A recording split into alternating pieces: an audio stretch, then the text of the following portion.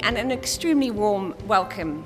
For many years, we have been making the case at ShareAction that working people who pay in good faith into pension schemes are not served as well as they might be by an institutional investment system that is not only beset by many agency problems, but hobbled by legal and economic orthodoxies that inhibit fiduciaries from investing in the best long-term interests of pension savers.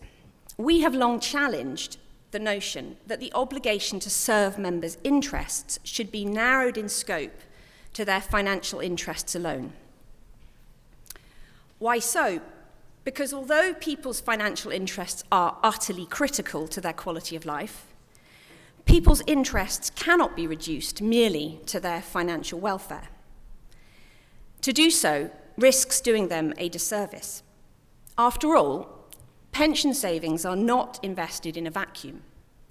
They're invested for the most part in companies and also increasingly in so-called real assets, such as infrastructure, that function out in the real world in ways that are manifestly material to people's interests, including, of course, to pension savers' interests. Who better then to open up the space for discussion about that orthodoxy than an eminent economist? Oliver Hart's challenge to the concept of shareholder value maximisation and his proposal that we replace it with the concept of shareholder welfare maximisation opens the door to much better outcomes for working people whose savings are invested in the capital markets. In our view, only public policy and legislative reform to free up pension trustees to adopt a broader outlook on their members' best interests can put this significant problem right. Now, without further ado, let me invite up Oliver to address us.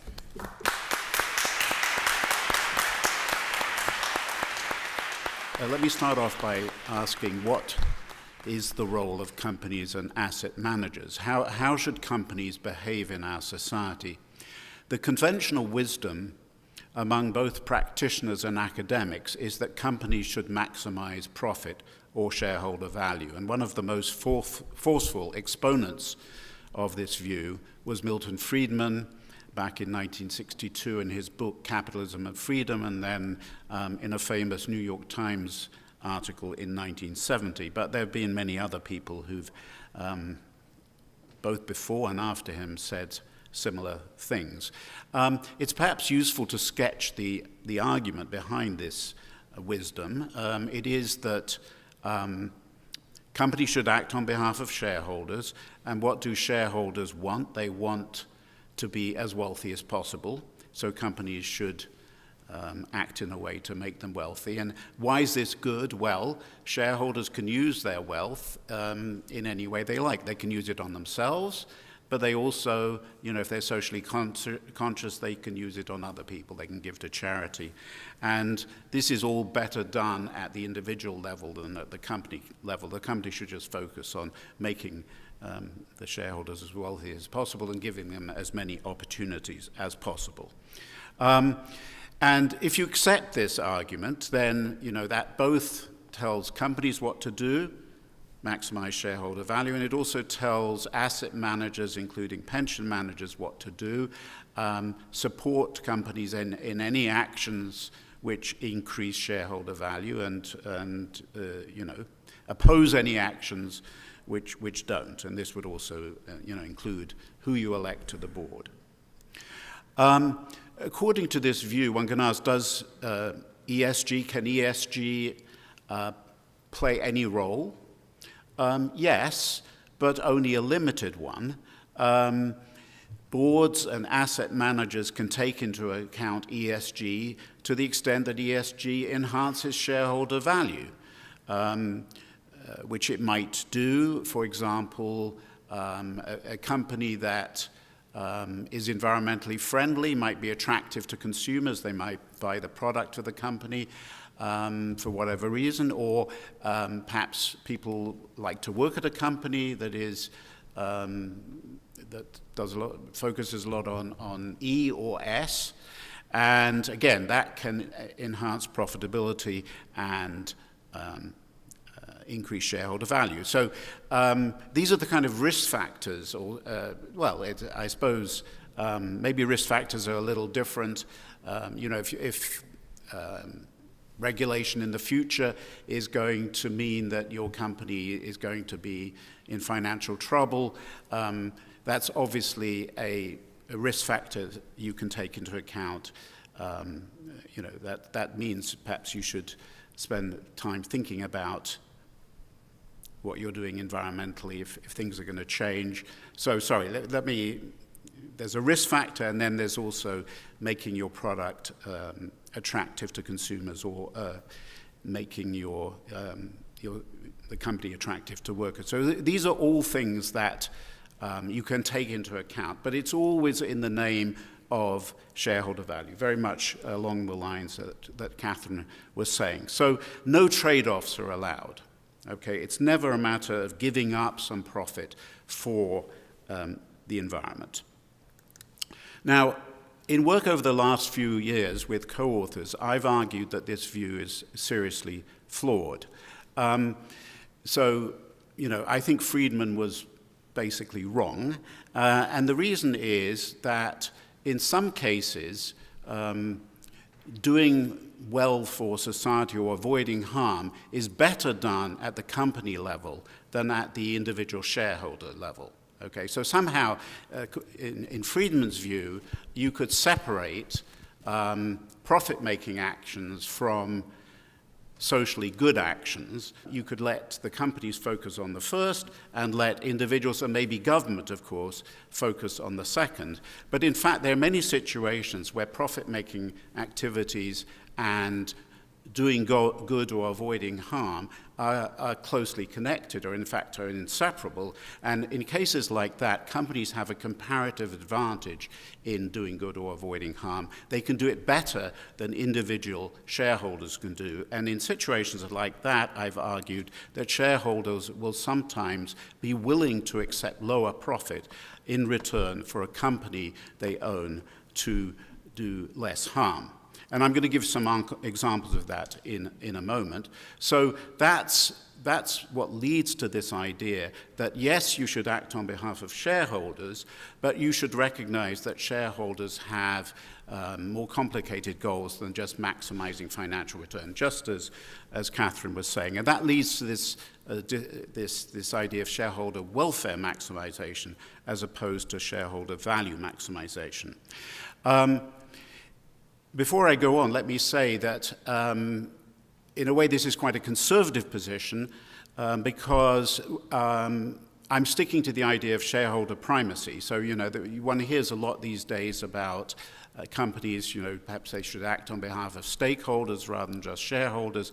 I'm not taking that view here. I'm sticking to the idea that companies should act on behalf of shareholders. The basic logic behind that is that companies seem to be set up in that way. Shareholders are given the votes, other stakeholders are not.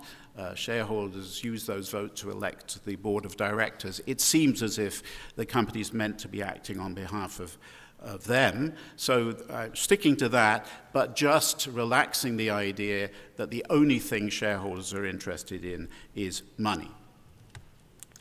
Okay, so shareholder welfare maximization, that's SWM, versus shareholder value maximization, which is the conventional thing, or profit maximization, that's SVM.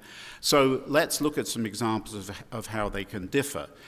Okay, Texaco, now part of Chevron, during the period, I think approximately 1964 to 1990, produced large amounts of toxic waste in Ecuador as part of its operation of oil fields there, causing great environmental harm to local residents. As far as I know, Texaco was not breaking any laws at the time. I think it's also the case that Texaco, I see no evidence that either Texaco or Chevron, which acquired Texaco, suffered any significant reputational damage from this action. So arguably, this action was long-run shareholder value maximizing, for the shareholders of Texaco, then later Chevron. The question I would ask is, suppose this decision to produce large amounts of toxic waste in Ecuador, suppose that, in return for operation of the oil field, suppose that decision had been put to Texaco shareholders at the time. Of course, it never was, and maybe they didn't even know about it, I don't know. But suppose it had been put to them, would they have supported it? I would like to think they wouldn't. So to the extent the majority would not have supported it, that would be an example where shareholder welfare maximization and shareholder value maximization would be different. Presumably they wouldn't have supported, I'd like to think they wouldn't. Why? Because they care about people in Ecuador as well as themselves.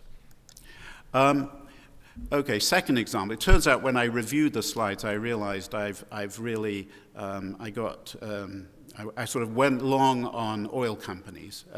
All my examples about oil are about oil companies, but I want to make it clear that there are many other examples I could have chosen, and indeed, Catherine mentioned antibiotics as an example. So, but anyway, I'm afraid tonight we are in oil. So consider Exxon, and let's suppose, as is the case, that Exxon could curb its carbon emissions.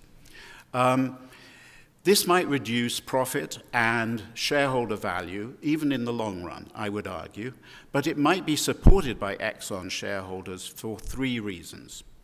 First, the emissions might hurt the profitability of other companies in the shareholders' portfolios. So these days, people invest in many companies. They often hold indexed funds, so they're in a bit of every company around, and it's possible that these the carbon emissions making the planet hotter is going to have a negative effect on the profits of other companies they own.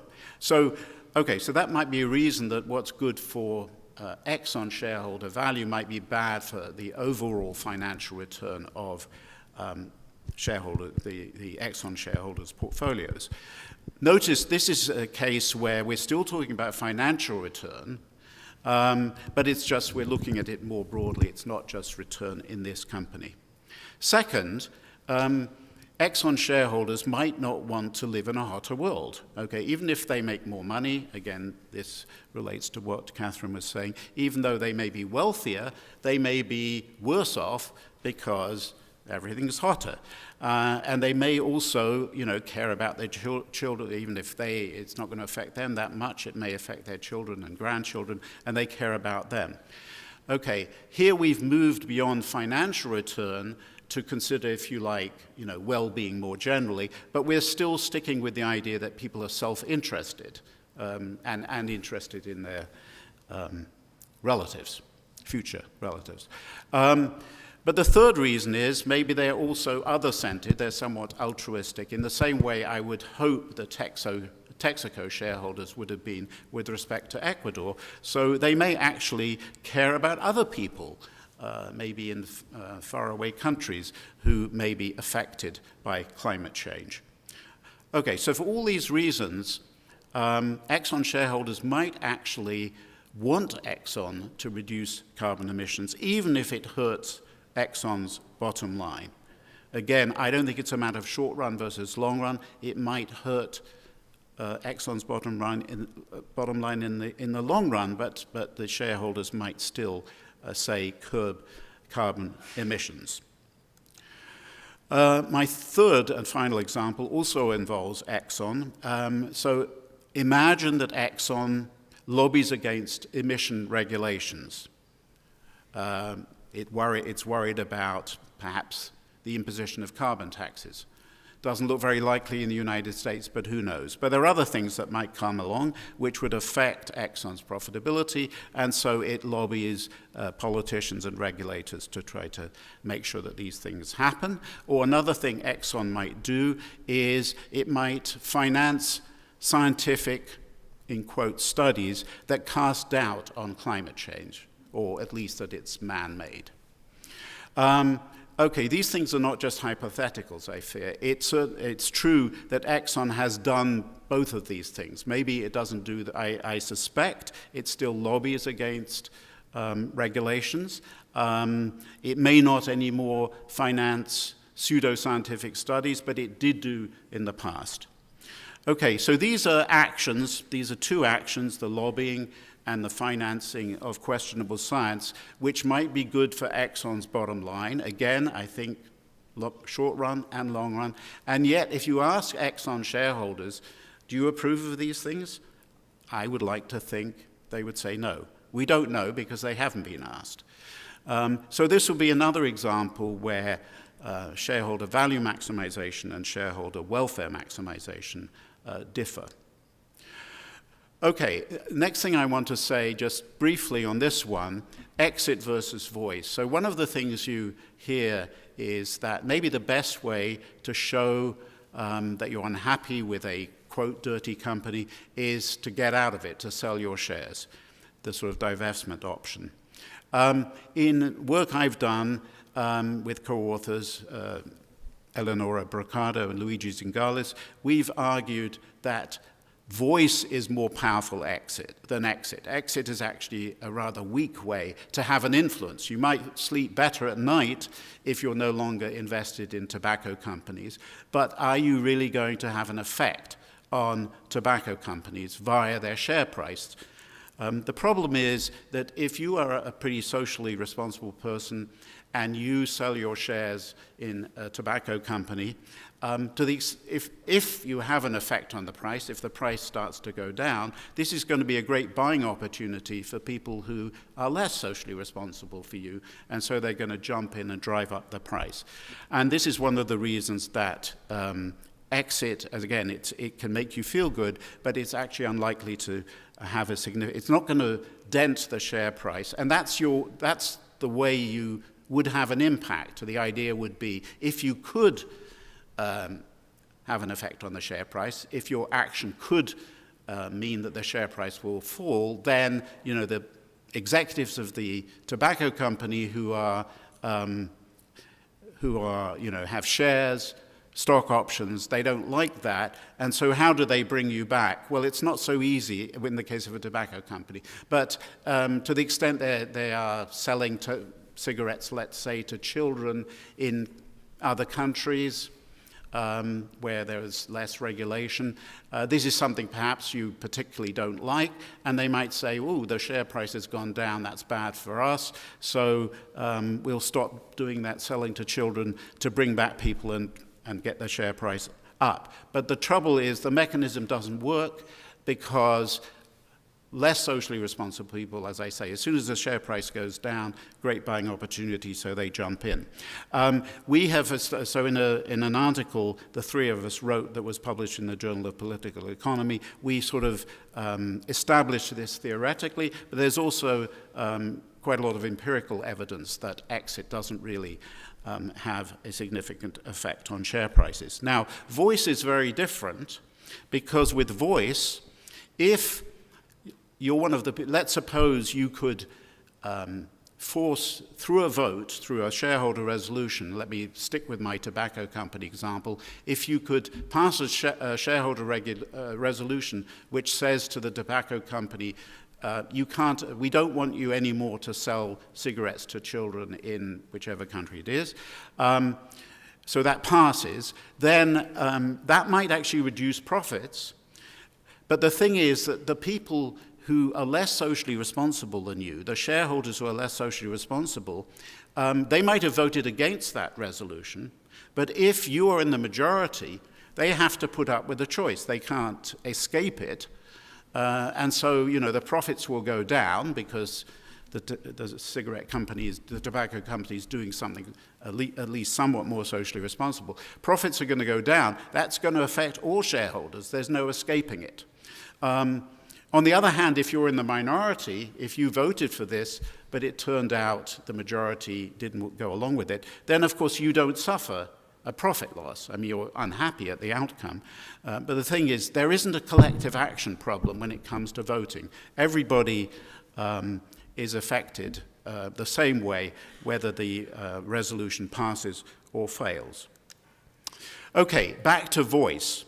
So to the extent that the shareholders of companies might sometimes want them not to maximize shareholder value, okay, because of this difference between shareholder value and shareholder welfare, how could we incorporate these more complicated preferences that these shareholders have? Well, here are some possibilities. First of all, I think companies should find out what their shareholders want, what kind of trade-offs they're willing to make, instead of just assuming, as the conventional wisdom tells them to do, that they always should be maximizing shareholder value. No, I don't think that's right. So they need to find out what kind of trade-offs the shareholders are willing to make.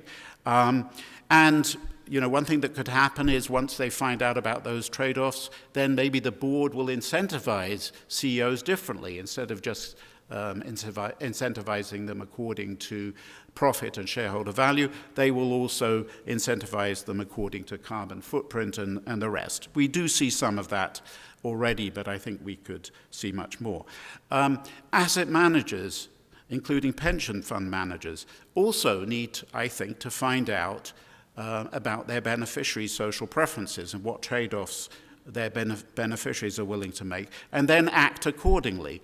One thing they can do is to engage with companies according to these preferences. Again, not just according to maximizing shareholder value.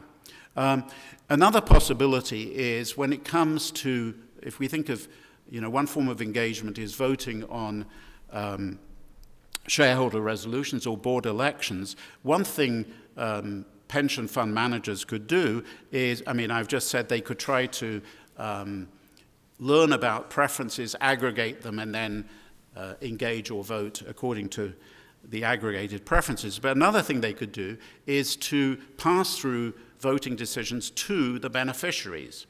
Now, the first reaction when you talk to people about this is how could a retail shareholder or a beneficiary, an ordinary person like you or me, how could we possibly vote on all the resolutions that we're going to be encountered with? Because if we have an index portfolio that's hundreds or thousands of companies, and we don't want to spend, we have day jobs, we don't want to spend our evenings poring over proxy statements and deciding how to vote. Fortunately, there's a way out of that, which is that one can have, people can sign up to guidelines. So in fact, I've done this myself. I have some of my investments with Fidelity, and because I was interested in this topic, I asked them whether I could do the voting myself. And they said no. Except in one case, there's one fund I have where they said I could vote. And initially I started voting. I had, 2 or 3 things coming in a week. And then suddenly it was proxy season and hundreds came in. And I realized, I'd have to give up TV, which would be terrible. So I wasn't going to do that. But then I discovered a company called Iconic, which provides customized guidelines. So what Iconic does is you fill out a questionnaire which elicits your preferences. How much do you care about the environment? How much do you care about diversity? This kind of thing. So you fill out a questionnaire. It took me about, I think, 20, 25 minutes. And then they have an algorithm which turns my answers into voting decisions. So now they do all the voting for me. So that makes the whole thing much more practical. A third possibility is for an intermediary to set up a fund with a stated engagement strategy. So what it would do is, it could be a pension plan, it will say, we will engage with companies in the following way. These are the things that matter to us. These are the kind of trade-offs we will be willing to make. If you like that, put your pension money with us.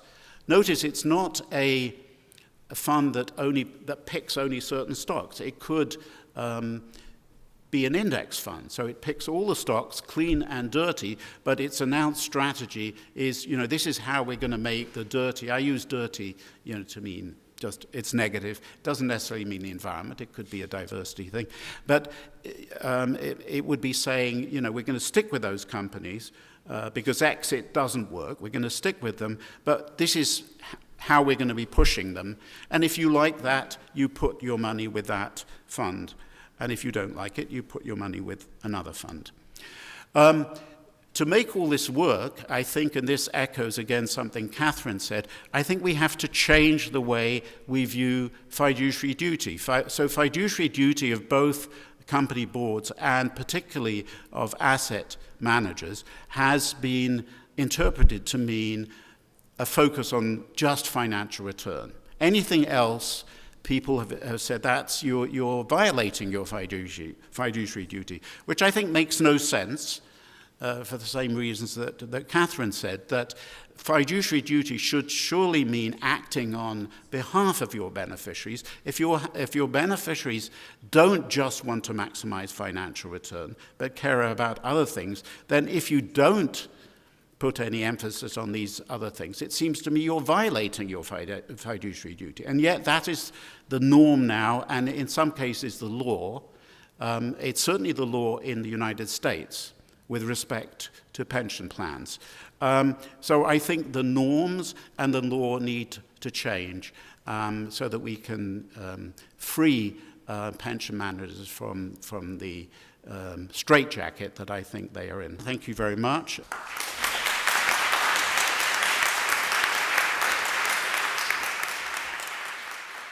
I thought that was a really interesting and insightful presentation. It raises a lot of issues that are very close to my heart, and I think a lot of issues that are very important to us at Nest. So Nest is just a little bit about Nest, just to give you a little bit of context. We are a very young company. We've only existed since 2012. I have been at Nest since the very start. I have been CEO for 8 years. Over the 11 years that we've been in existence, we've seen a dramatic change. I can still remember the day when the very first contribution came into Nest. It was £19. And we watched that £19 go through the system like a hawk. 11 years on, we have become very large now. We have 12.5 million members, 1 million employers use us, and we have about 33 billion of assets now. So we've grown massively in that time. And we're bringing in about £500 million a month. By the end of the decade, we expect to be around 100 billion of assets, and half of the working population of the UK will have a Nest account.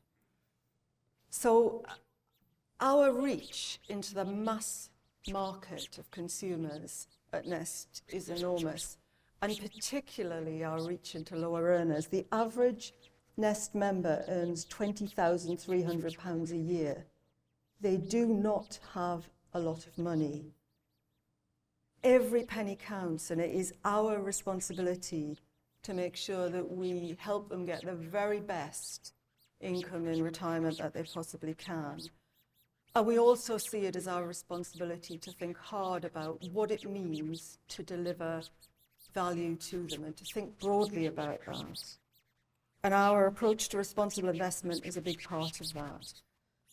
We have tried to challenge the norms about what is accessible for investors with low income and small pots. And we fundamentally believe that they have the right to have the highest performance and regard for the ESG impact of the performance, as high a regard for that as anybody else in the industry.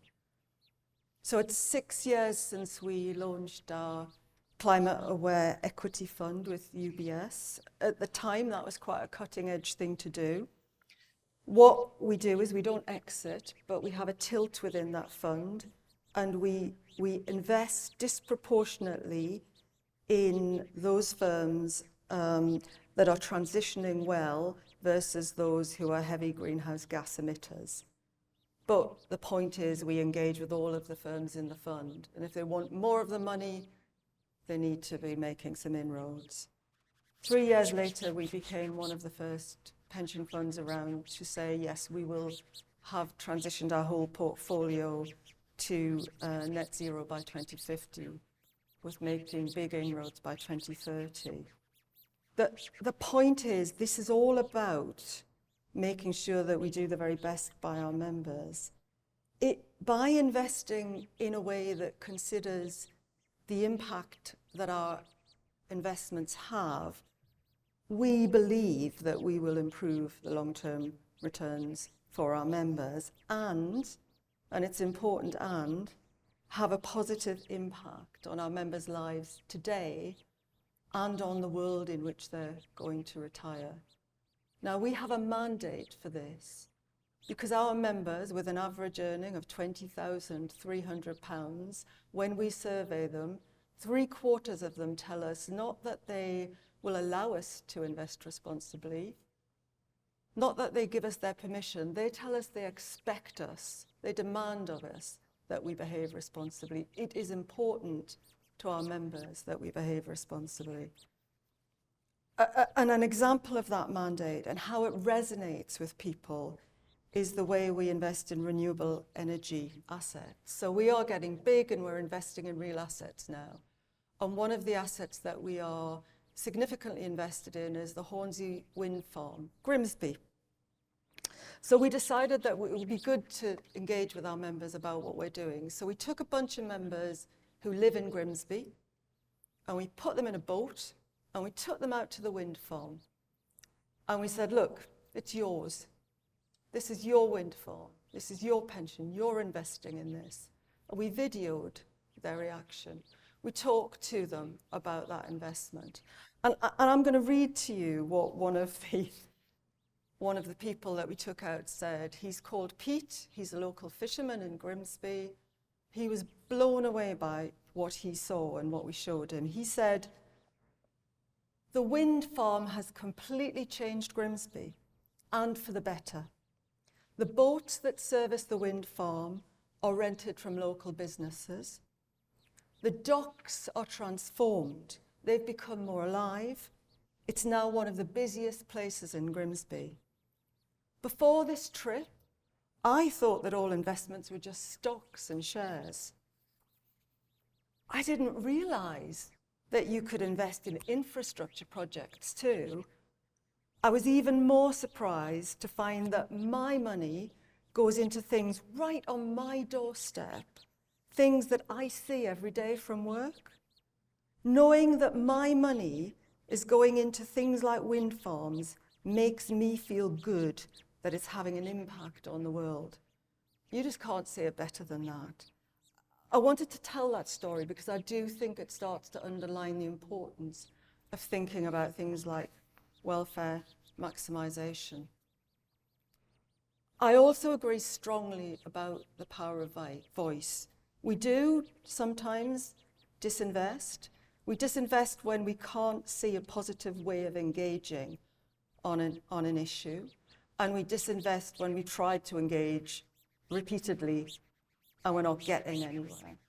But generally, we try to stay invested and have an influence. And that stewardship is very powerful. And a big investor like Nest, we are very powerful on our own. But that is nothing to the impact that we can have when we invest with others in the industry. My God, when we do that as an industry, we are unstoppable. And there are many examples of that, often convened actually by ShareAction. So if you look at the Investor Alliance for Human Rights, where there is a problem with Uyghur Muslim forced labor in the supply chain in the automotive industry, working with other investors to try and address that. If you look at the Healthy Markets Initiative, where we're asking the food and drink companies that we invest in to talk to us about the profits that they're making on high salt, fat and sugar content related food versus the healthy alternatives. That's not Nest, that's the industry working together. There are so many examples of this. Deforestation, getting supermarkets to pay the living wage, board diversity, I could go on and on. The impact that we can have on behalf of our members is enormous. I think there is more that we can do though, because I think a lot of this is happening behind the scenes. It's not visible to people. I think we could do more to give our members more agency and more involvement. like with the Hornsey wind farm, we can start to tell our members what we're doing. We can hold ourselves to account by reporting to them. We can seek their views and take those into account when we think about what we want to do. We can make them proud, like Pete. We can make them proud of where they're invested. Just one last thing. Persistency is actually the biggest driver of pension outcomes. It dwarfs the impact of low charges and investment returns. The biggest determinant of your pension outcome is saving persistently over a long period of time. To save persistently, to expect people to give us their money, we have to build trust and confidence. And the way we build trust and confidence is we help people to understand that we will behave responsibly, that we will give them agency, that we have their backs and we're looking after their interests, and that we're prepared to be responsible in the way that we behave.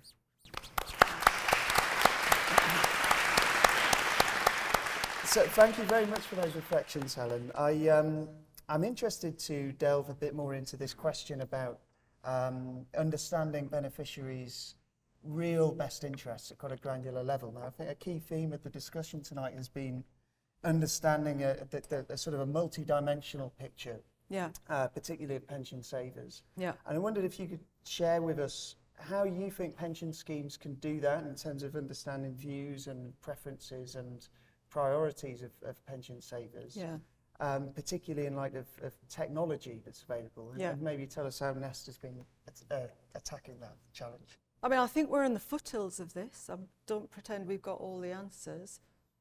We've got 12.5 million members as well, so that's a challenge. How do we engage with people? The first thing is, there is a lot that we do. We survey our members a lot, so we get lots of data that way. We have a member panel that we work with. They have a statutory role to advise the board, and the member panel are a group that we engage with and consult with a lot. And we also have an online member community of thousands of members who have chosen to be there, and we use those. So a combination of data gets us to that view. We have been experimenting with Tumelo, the online service, and we have been running a pilot of that. That has been very successful. At the moment, it's being used to help members to look into their underlying investments, but there is potential there to use it as a way of gathering member views. We've concluded that pilot's been very successful. We are going to make that part of our ongoing offer, and we're going to explore ways of doing that. I think it's also really important to hold yourselves to account for what you're doing. So every year we publish a responsible investment annual report, which is written to be easily understood and something that our members can look at. And in that, we tell our members what we've done in the year in terms of our approach to responsibility and sustainability. And as an example, really, of how we do this and where we do this, one of the things that obviously we all have to think about is, with finite resources and finite time, you have to decide where you are going to place your attention in terms of responsible investment and stewardship. It takes a lot of time and effort to do stewardship work. So every year we refresh our stewardship priorities, and the way we do that is by trying to understand what really matters to our members from all of the survey data that we get, from all of the consultation that we do, and also because we're very large and we have a third of the working population at the moment, as I say, it will be a half, who have Nest accounts. There is quite a lot of commonality between the social norms and views of the population at large and the social norms and views of the membership of Nest. So we also take those sorts of things into account. It's imperfect. It's something I think we all need to get much better at. Mm-hmm. No, thank you, Helen. I think that there are a lot of new opportunities to gain some of those insights, and it's really interesting to hear how some of that's being pursued. Oliver, I wonder if I could come to you next. So Professor, you made a really cogent argument, I think, in your lecture about the need for a paradigm shift away from shareholder value maximisation as quite an outdated notion towards a model that takes that more multi-dimensional view of the interests of savers and people whose savings are managed by investment professionals. I wondered if you could expand on the shareholder welfare maximisation concept and why it's especially relevant perhaps to pensions. I'm not sure it is that pensions are special in this respect. I think it applies to any savers and, shareholders in companies or investors in intermediaries. Mutual funds, they don't have to be pension plans. I think the argument is the same in both cases. So I just think pensions are, very important. So that's why I guess we're here tonight. But can I ask Helen a couple of questions? So I think the current law on fiduciary duty, as I say, I'm more familiar with the US version. ERISA has, over time has been refined to the point where the Supreme Court has actually opined on this and said that acting in the best interests of beneficiaries in pension plans means maximizing long-run financial return. They've said nothing else counts. So, I think that is a straitjacket. And I think there's something similar in the UK. But my question to Helen is, I guess, if we, first of all, are you constrained by this interpretation, by the existing interpretation of fiduciary duty? Does it mean that you sometimes can't do things that you might otherwise want to do? And if I could ask you, the examples I gave, let's take the two of the Exxon examples. I mean, suppose there was a shareholder resolution calling on Exxon to stop lobbying against climate regulation. Suppose that. Would you be able to vote in favor of that? To the extent that I think, as I say, arguably, this lobbying may be good for the long run value of Exxon. If you just narrowly looked at Exxon's long-run financial return, the lobbying might be good, but it might be bad for the world, and it might be bad for the shareholders. They might vote against it. But as an intermediary with this constrained notion of fiduciary duty, maybe you would feel obliged to vote. Sorry, I've got it for against. Yeah. You would vote against the resolution. Would you have to? So the fiduciary rules as they apply in the UK are primarily around the financial well-being of the members. So you're looking to maximise financial well-being. In that single company, could I just say, is it even company by company as opposed to the total portfolio? Well, both. You could look at it from either perspective. But the point I was going to make was, if you are aware and you have a lot of evidence that your members feel particularly strongly about an issue, you are allowed to take that into account. It's a very high bar, though, and most fiduciaries find that quite a difficult test to meet. So it's far easier to think about the financial well-being of your members. What we have done at Nest, I don't believe we have been constrained. Our view is that it is absolutely essential that we take risks and opportunities into account, and we see that a lot of the examples you were talking about in your presentation around the oil companies, we would see those as long-run risks to the investment returns that our members would get, and therefore we would feel able to take those into account. And similarly, we would see green investments and green energy as being a real opportunity for our members, and therefore we would take that into account. The other thing I think that is very important to us at Nest, as I was saying at the end, is the financial well-being of our members in retirement is dependent on their ability to save in the long run. Their ability to save in the long run persistently is determined by their level of trust and confidence. That has to be maintained. We know what drives trust and confidence in financial services companies. It's well evidenced. It is about the stability of the organization. It's about the competence of the organization. It's about feeling that the organization has your best interests at heart, and it is about the social responsibility of the organization.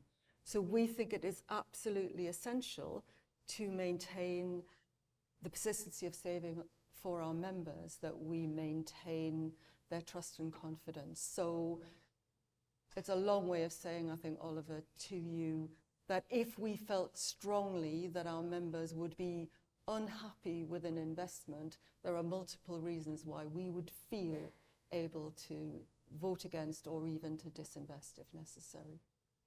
Now, having said all of that, it's very complex and difficult to work your way through. I am not against reform of fiduciary duty, because I think clarifying for pension fund trustees what they can and can't do, and making that whole landscape a lot simpler and a lot easier, and allowing trustees to take these things much more easily into account would benefit everybody. If I can just say, I think in the United States, if a pension plan, let's say, I'm sticking with my lobbying example, if they said, we're going to vote to stop the lobbying, even though we realize this might reduce Exxon's share price, long term. If they said that, and if they even said, a majority of our members seem to be supporting this, the minority, this is my understanding, could sue them. A minority who doesn't care, only cares about money, could sue them successfully. And this, so that's why I think things definitely have to change in the US, and they probably could usefully change here as well, as you just said. I do agree there is a real case for making it much clearer and easier, because the fear that many fiduciaries have around this stuff stops them from acting in ways that they might otherwise do. I wondered, Catherine, if I could bring you in at this point. Oh, well, I think pension funds are important for two reasons. One is that they're, at least in the UK, because of automatic enrolment, they're the investments that everybody has. They also are important because, as Helen was saying, they operate at scale. They're large collective investment vehicles. They can have serious influence for better in guiding companies to operate in ways which really deliver the best possible outcomes financially and beyond financially for savers. So, they're wonderful organizations, pension schemes. That's one of the reasons why many years ago I got really excited about the idea of standing for election and serving on the board of one. And I got there and I tried my best. But the thing is, it's a really daunting, scary business. And, for your first trustee meetings, crikey, you're sitting there thinking, I really don't want to mess this up. And you absolutely take advice. And the advice, in my view, remains very constrained and cautious. I will say that I think Nest has been beyond ingenious in identifying a mechanism which allows them to, on a case-by-case basis, make decisions which may not totally financially optimize at the stock-specific level, but which they know will be relevant to the best financial outcomes of members, because those decisions are consistent with, building the trust of members. But it is quite a sort of ingenious way round the law as it stands, if you like, as opposed to just changing the law in a way that says, right, trustees, you must act in the interests of members. You must understand how they consider their interests. Financial interests are paramount, because people on low incomes and people at all levels want to retire comfortably. So we're not throwing the baby out with the bathwater here. We're absolutely interested in people's financial outcomes. But we acknowledge that in a world in which fiduciary investors signal into the corporate community that they must always put profit first, that can result in quite problematic behaviours out there, which are not good news for pension savers. We believe at ShareAction that trustees are really hidebound by that, because, you know, why would you step outside and do something that could put you at risk as a trustee? You need to be operating. It's only reasonable to expect people to operate within the law, but the law is not allowing shareholder welfare maximisation, and welfare is financial and it's beyond financial. And so I just love Oliver's framing. I think it's such a powerful way of helping see through this space, and can be a guide to the reform that we think is necessary. I think accountability is the other side of the coin here. Like, it's all very well freeing people up to make decisions, but those decisions do need to be watched by people that have financial risk and bear it as the ultimate savers. Let's say in a DC pension scheme, you're fully on the hook for all the risk. You ought to be able to see and take a view and challenge if you think your fiduciaries have made decisions that are not great. So it's not just that we want to create a legal environment in which trustees feel more empowered, but also that when they make decisions on behalf of other people, they can be accountable for those decisions and questions on them. We're very action orientated at ShareAction. We're idealists, but we're pragmatists. We know things can get better. We know things can be fairer. But we also know that better and fairer don't come about by accident. The world changes when people who believe in the possibility of progress get together.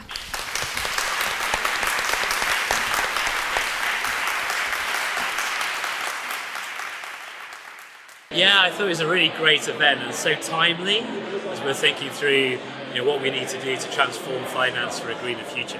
I really enjoyed the discussion about collecting beneficiary preferences, obviously, but also about how those preferences can be taken by a trustee and give the trustee the power to then be able to influence outcomes in the real economy on behalf of those beneficiaries.